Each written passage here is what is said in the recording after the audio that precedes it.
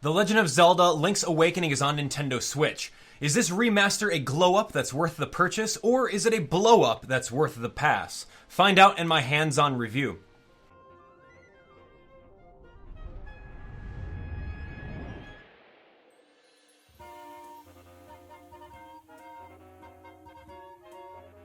Hey everyone, it's Abdallah here, and it's been over 25 years since Link's Awakening has launched on Game Boy, and now we've got a game that's completely remastered from the ground up by Grezzo, the team who has helped with remaking Ocarina of Time and Majora's Mask on Nintendo 3DS nonetheless.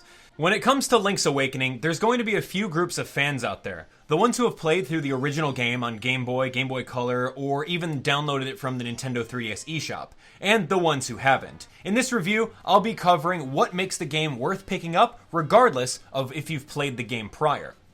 Now let's talk about gameplay here. For those familiar with the original game, you'll find that it's a square-by-square remaster where each of the dungeon's puzzles, even the color dungeon, is the exact same from how you remember it, even down to the text boxes.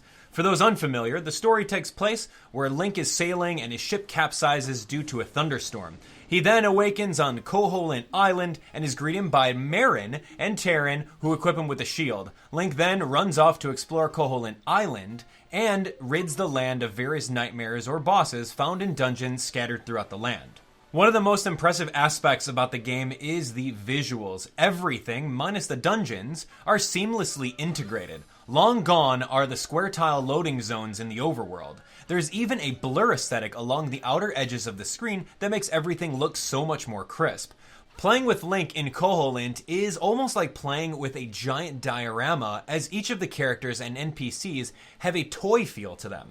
Historically, Zelda games have pretty stellar music, and Link's Awakening continues on that trend. Listening to remastered and orchestrated versions of the original soundtrack is so much fun, especially jamming out to Tall Tall Heights.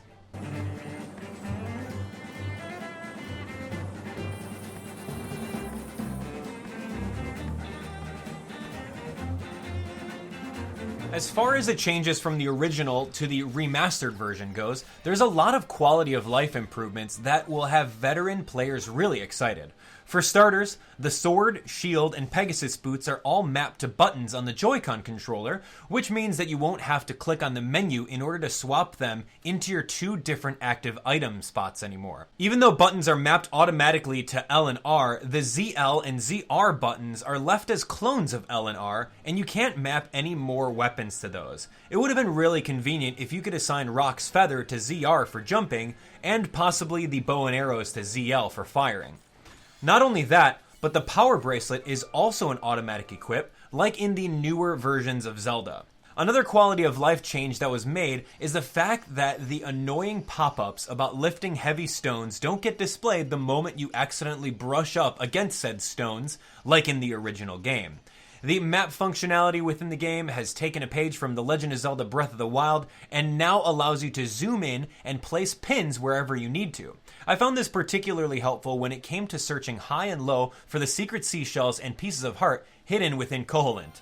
If you're looking for a challenge, other than playing the game with a 3-heart only rule, you can now have access to Hero Mode from the start. This mode allows daring players to play the entire game where Link takes double damage from attacks and no hearts or fairies will spawn in the overworld.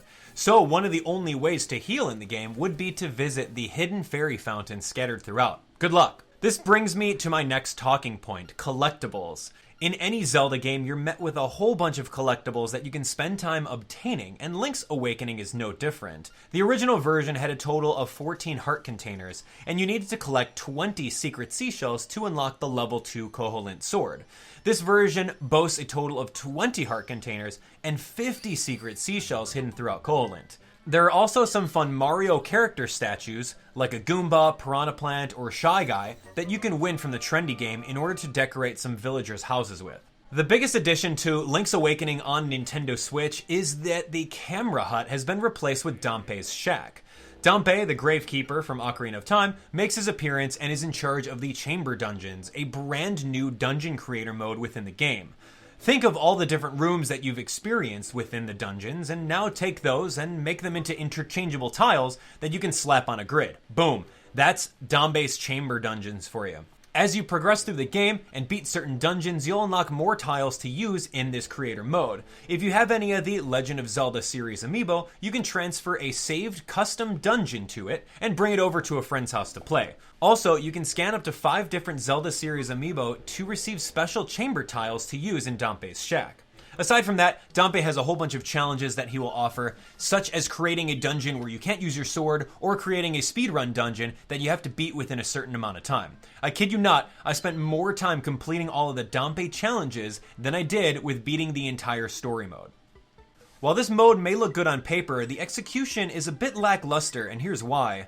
Each of the Dampe Chamber Dungeon challenges requires the use of your inventory tiles, and each of those tiles aren't that different. You'll find yourself going through the motions almost to a point where you can solve each of the puzzles blindfolded, only to come out of the dungeon to spend another 15 minutes placing tiles onto the next challenge. The excitement really dies down after the first few challenges, not to mention the Golden Shovel challenges simply offer the finite reward of golden rupees. The biggest upset about Chamber Dungeons is the fact that it's not a fully customizable dungeon and you're not able to share online with anyone. This begs the question if the whole concept was an afterthought that didn't get too much time in development. Knowing how well Super Mario Maker has done with its ability to fully customize an entire level, from the floors to ceilings, from mushrooms to fireflowers, and from Goombas to Bowsers, Link's Awakening Chamber Dungeon Maker is a pale comparison.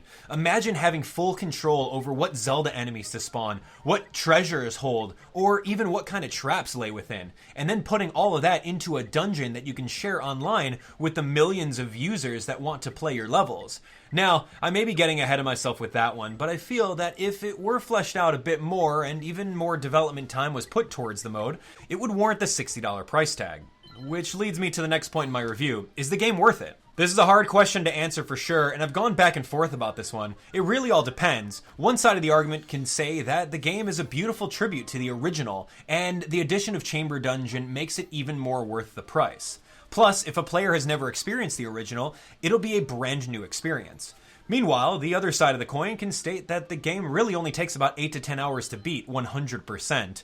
You'll probably end up playing Hero Mode once for another 8 to 10 hours, and given the fact that there's zero online functionality, that would equate to approximately 20 hours of gameplay, versus the hundreds of hours you would spend exploring Hyrule in The Legend of Zelda Breath of the Wild.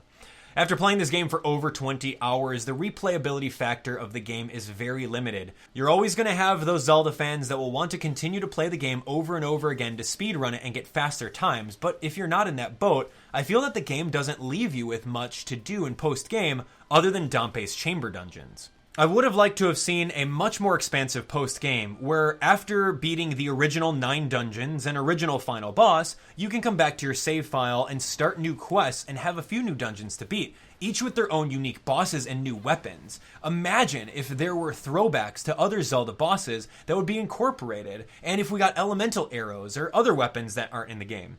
Why isn't Shadow Link incorporated other than as a dungeon spawn from an amiibo? I would have liked to have seen even more of an expanded shop where you can spend your thousands of extra rupees on a collection of trophies, paying homage to different Zelda characters throughout the series, or even have the ability to purchase alternate costumes. Don't get me wrong on this one. I love Zelda games as much as the next fan, but I can't help but want more from a title like this. It almost feels like if people don't purchase this game for what it is, Nintendo will think that we wouldn't want a full top-down remaster of another older Zelda game, such as The Legend of Zelda Oracle of Ages or Oracle of Seasons. I can go on and on listing about the things that I would have liked to have seen in the game, but I'll move the conversation towards the comments section. Based off of what you played, or what you've seen me play on my channel, what do you think about the game? I can't wait to read your comments down below, so thanks so much for watching. If you found this video review helpful, please be sure to give a like on the video, and of course share it with someone who's a fan of Zelda. We've partnered up with Zelda Universe to give away a Nintendo Switch Lite, as well as a few other fun prizes, so be sure to check that out. All the details are on my Twitter. Be sure to hit that subscribe button and turn on notifications to be updated on all of the latest and greatest Zelda content on YouTube to date. I've got tons of guides, so click on the links in the playlist to keep on watching.